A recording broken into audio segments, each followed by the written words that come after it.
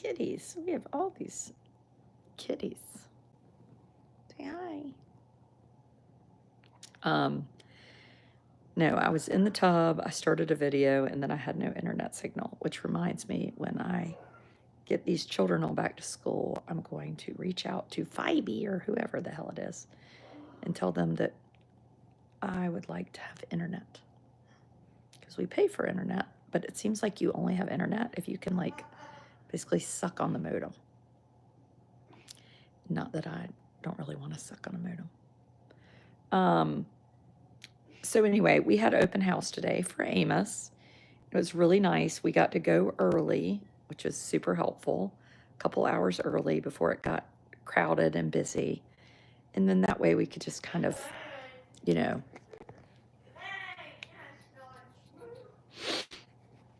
get acclimated. Need Wi-Fi extenders, yes. Let me know this.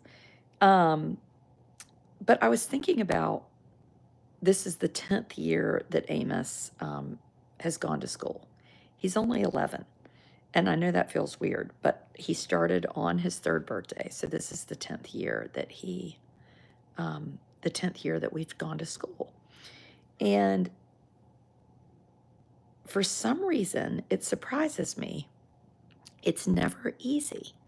And a lot of things in life with autism get easier. But the beginning of the school year does not get easier. And I don't know why. I can't put my finger on it. Like, for instance, something that's gotten easier. Tonight, we went out to dinner with another family. We just were trying to get together and spend a little time together. Amos went with us. Like, Blair was like, he's not going to go. He doesn't want to go. I was like, tell him he's going. You know, I was at my neighbor's house. I said, come pick me up, get his shoes on, get him in the car. He's going. He and I have already talked about it. He wants to go. He went, he ordered, he looked at the menu.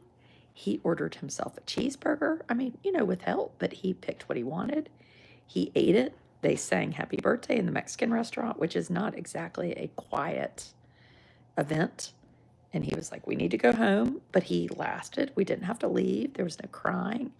It was really a successful night. So you see a lot of good progress and change.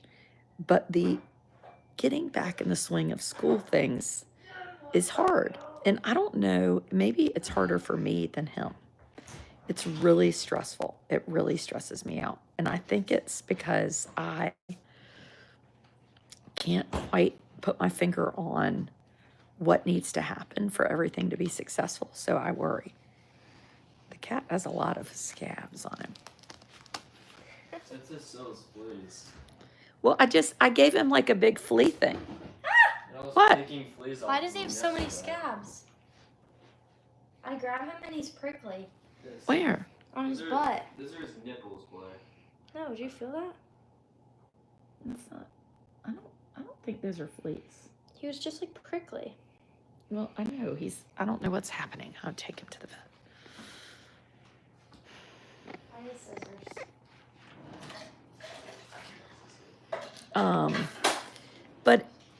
But yes, he's grown. But it's the stress of dropping somebody off at school that can't really tell you about school is hard. And I think we, you know, it's not fun to talk about hard. It's more fun to talk about the successes, like the going out to dinner and being, you know, everything being great. Like, that's the story that everybody wants to hear and everybody wants to talk about. But it's not always the story, you know, and it can be really hard. Officer, I don't know what that is. Is it getting harder? What? Oh, gosh, these children. I'm getting you a cup. I don't need a cup. I'm stealing my pencil case back from you. I feel bad. But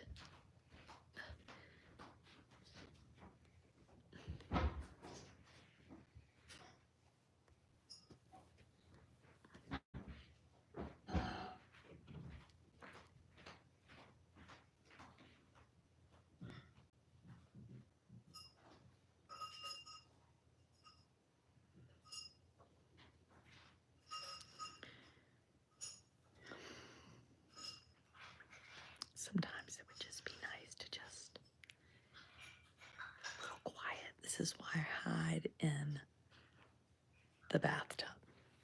Chest Rockwell. Oh my God, I kiss my ass. They go back on Monday. They go back on Monday. You have to be exhausted. I'm tired. But anyway, but when the other three, I remember the first year I took Amos to school and I saw that principal actually tonight. And we were standing there at the door looking in at 3-year-old Amos. He was in a diaper still. He was totally nonverbal. And I remember saying, like, I was crying at the door and I said, boy, this is really hard. And the principal, who was trying to make me feel better, said, oh, it's hard for everybody. Everybody cries when they drop their children off at school. And I was like, no, it's different. I've done that 3 times. I had 3 typical children. I know what it feels like to drop typical children off at school. And now I know what this feels like. And I will say that's one kind of benefit of my perspective. I wrote a book, Autism Out Loud, with 2 friends, and I'm the only one that had kind of this typical life for a long period before having a child with a disability. So I do know the difference. I can say, like my friend Kate will say, well, I've never known anything different, but I did know different. And there's something I think that's valuable with that knowledge base, because it helps me explain to people a little bit more.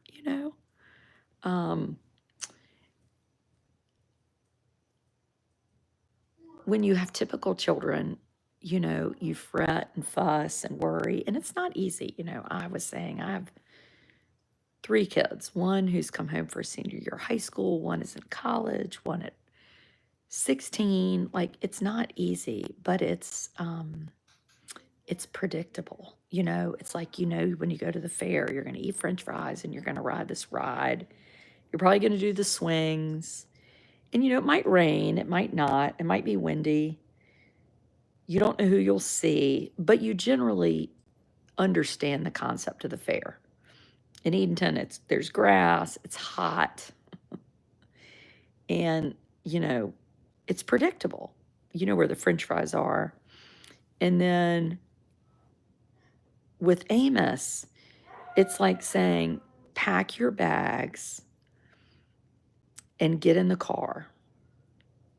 And nobody even says to you, like, you're going to go on a plane, or you're going to pack for spring, or you're going to pack for winter, or we're going on a ski trip. We're not going to tell you where.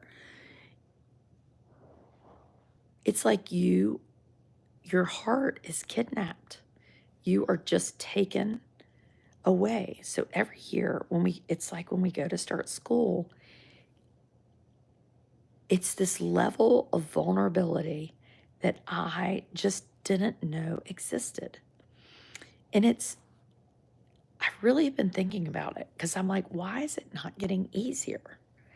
So many things get easier, you get used to, they get better. Even like the death of my brother, who's now been gone 35 years.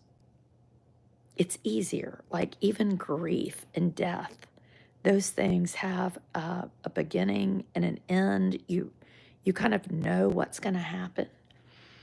This is way different. And I don't tell you that to like make you feel bad or blah, blah, blah. I just say it to you because you might have a friend out there that's like me, or maybe you're a teacher, or maybe you're a school superintendent or a school psychologist, and maybe you try to do all the right things and go to the meetings and, but maybe nobody's ever said to you, boy, this is really hard. And I think it's important. I think the only way we can serve families and be good friends to people is if they talk to us about, if we know what they're going through. And I get why people don't talk about it. It's no fun to like be, a crybaby in front of a bunch of people. There's no benefit to that, But if I don't tell, how can I ever help the world understand. And not just understand me, but just understand, like, in the bigger sense of things, is that all of us are walking around in this world, and how much do we tell the world of what is really happening in our life, you know? I think we all want to put on this perfect show and everything's going to be just great. You know, reading about all these girls doing sorority rush, and they're like, people pay, you know, sorority rush coaches $5,000. And that's what I was going to talk about tonight, because I mean, obviously that is a ridiculous conversation in the scheme of things. And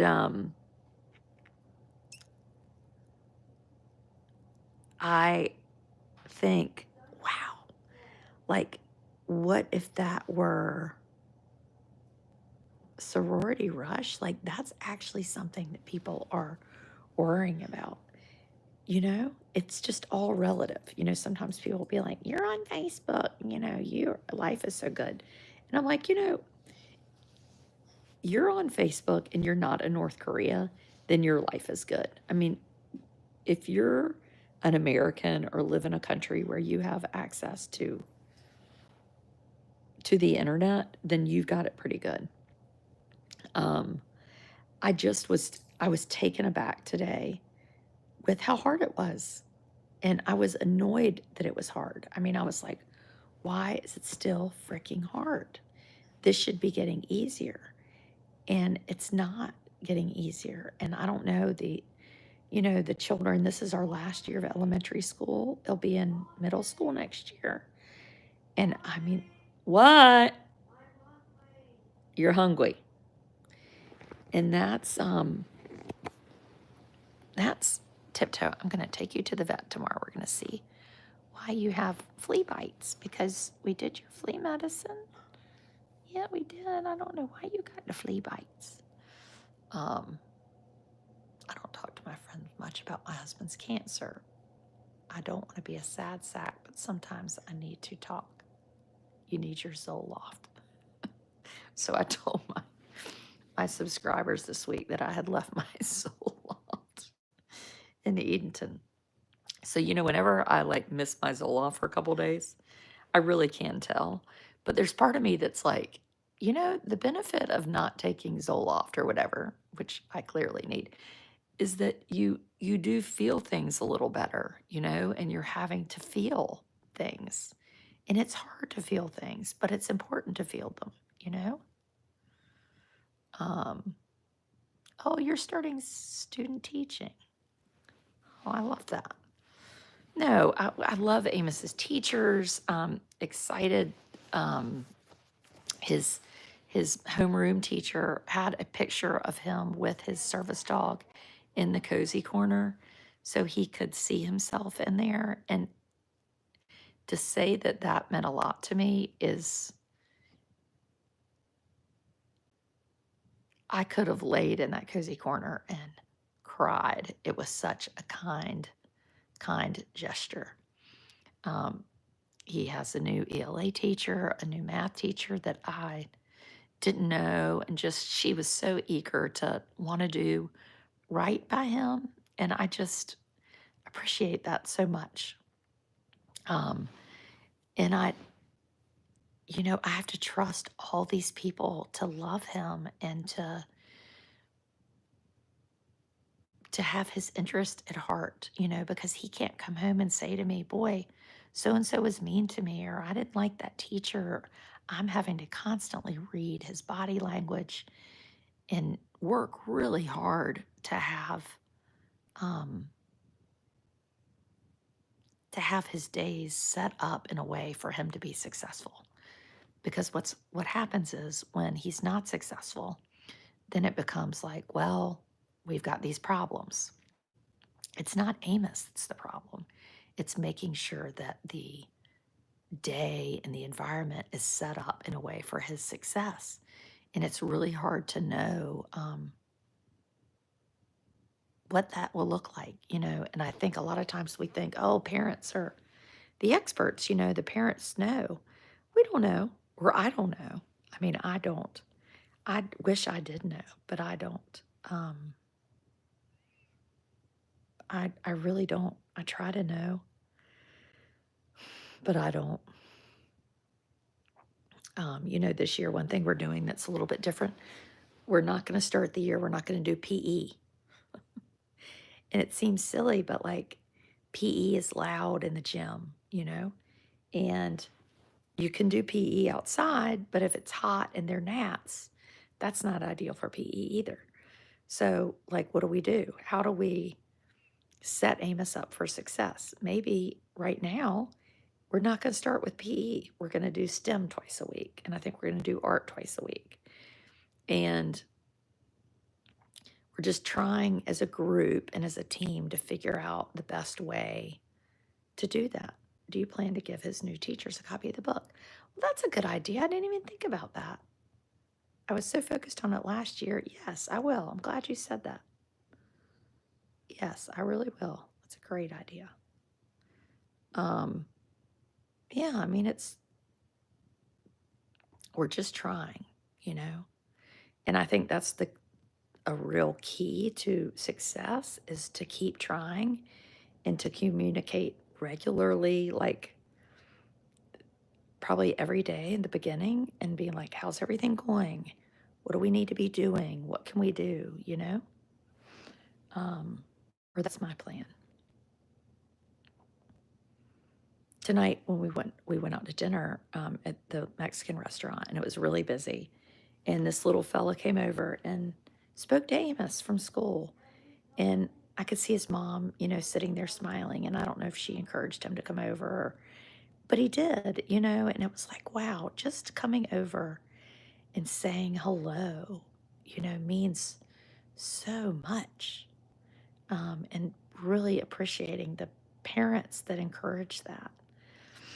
I try to do it with my own children, not with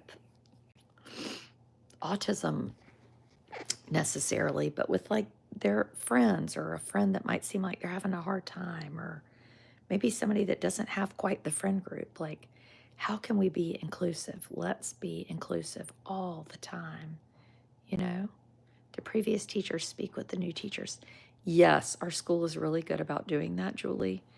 In fact, Amos's homeroom teacher, I think, was in the wedding of his teacher last year. So they've been really good friends for a long time. Just great. Because his teacher just loved him last year. Hi. Which TV should I watch? Your TV. No, Mommy's TV. Is it, what time it is? Mommy, Yeah. maybe I should watch Mommy's TV. I think we need to be getting ready for night-night. But I need hot dogs. You had a cheeseburger. Didn't you? I feel like didn't we just eat dinner like 10 minutes ago? Hey, Mommy. Hey. I will get the books. They're in my room. Who's going to get the books? You. Me? No, I think you can get your own books. No. Yeah, I'm getting your hot dog. No. Don't get at my books, and I'm gonna be so sad. You're going to be sad? If I'm sad, you need to get the book. Please get the book. I'm not going to get the books because you can get the books. Because you're a big boy. Yeah. You're lazy, but you're big, aren't you? But I'm going to. You're going to get the books? Good. Oh, yes, why not? He is lazy. I'm gonna be cleaned up themselves. The Legos are going to clean themselves up on August 25th? Yeah. How are they going to do that? Aren't you going to be at school that day? Yeah. Mm-hmm. They're gonna be all cleaned up themselves. They're going to be all cleaned up themselves? Uh-oh. Do you mean that you think I'm gonna clean them up while you're at school? Yeah. Mm-hmm. Thought so. Hot dogs. Uh-oh. Oh, I see a hot dog. A miracle. It's a miracle. Now the next miracle is, do we have hot dog buns? Ah! It's a miracle. It's a miracle. July 31st. It's close enough. I wish somebody would wash the dishes, Russell. I'm doing a live video. I just found some hot dogs. What are you looking for? Oh, no, not just carrying up those bags. No.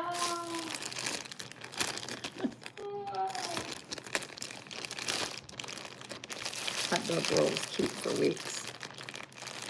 I love hot dogs.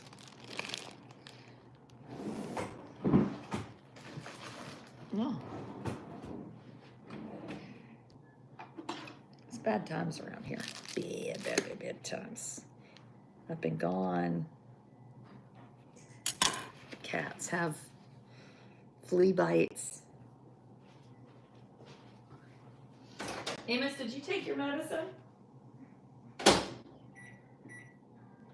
Yeah. Yeah? I said yes. Okay, yes. When did you get home? We got home today. Get Blair to do the dishes. I'd love to get Blair to do these dishes. She didn't use any of these. She didn't use these dishes. My children are highly against cleaning up something when they didn't make the mess. And I kind of don't blame them. I sort of am not going to do it myself. Russell's going to do it tomorrow when I have the energy to make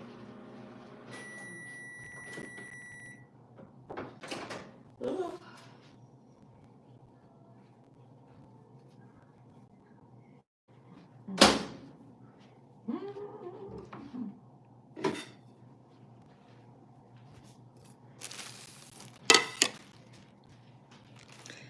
Anyway,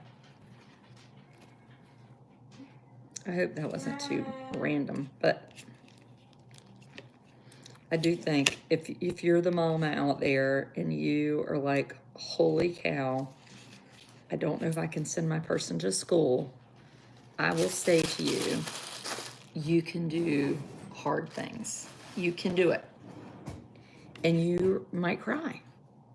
Like me cry.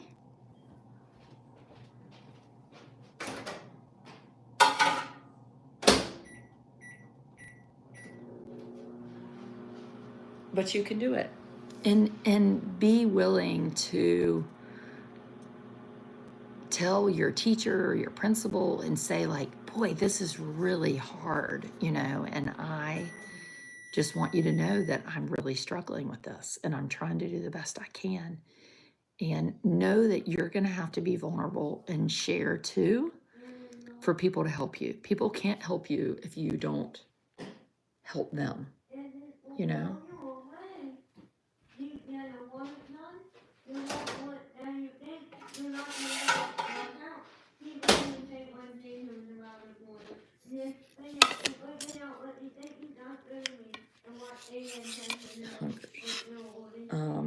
So tomorrow is Friday. Tomorrow is our very last day before we start school. So that is exciting. God, it's danger. General warning sign. Hey, Mommy. Hey. General warning sign. Oh, general warning sign. You love warning videos. Yeah, slippery sail. Whoever knew that it would be a good idea to, honest to goodness, make YouTube videos,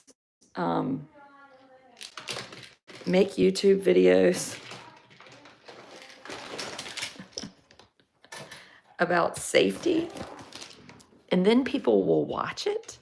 Like, who knew that look at this. Who knew that would even be a thing? Where'd that come from? Oh my gosh. My daughter now has been downstairs.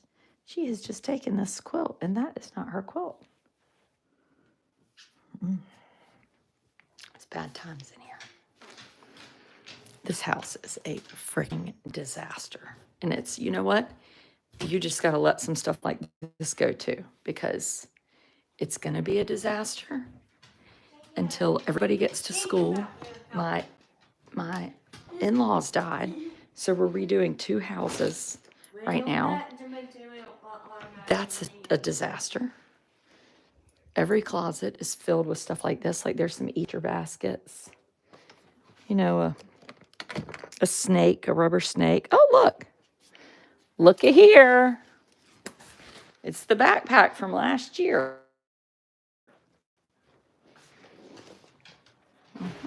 Yep. Here's the backpack. Is invisible, but it can be pretty harmful. Oh, really? Yeah. Oh, look what else is in here. Your lunchbox. And don't touch it. From May. Yeah, Wonder what's in the lunchbox. Let's go look. Yes, stuff we need to return. What else is this stuff? Oh, you know, just crap. A plant that's dying. You know, this floor that is like wet, I think, because the cats have been peeing on it. That's great. That's what we need. This plant's really struggling. It's bad. The backpacks from May scare you. Well, they should scare you. I mean, because they're scary. I mean, who knows what's in them? Hopefully no food in the lunchbox. Yeah, we got the bad sink. We've got my office. Let's check out my office, see what's happening in here. Oh, yeah. It's bad in here, too. Why does it smell like pee in here?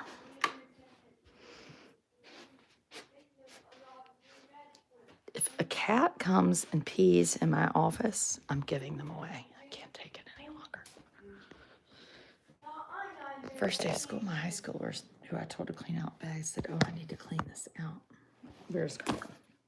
So we have a woman that helps us a lot, do a lot of things. And she, oh, look, there's hardly even anything in here. Some raisins and a water bottle.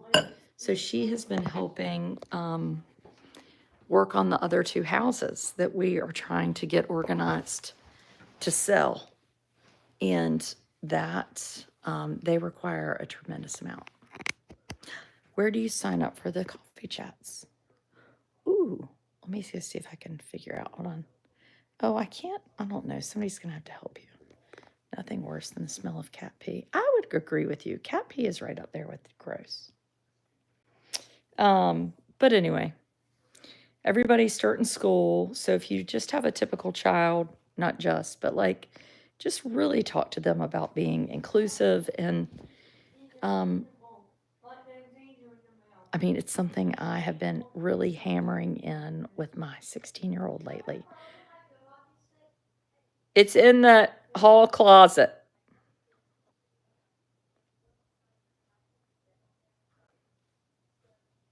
Your daughter got called for jury duty for Donald Adelson. I'd like to see that. Trial starts tomorrow. Yeah, we're going to be talking about that. Anyway. Okay, we're going to bed. We have to go to bed. Coffee, Facebook subscribers, YouTube members, paid people, coffee chat tomorrow morning at around 9-ish. Goodbye.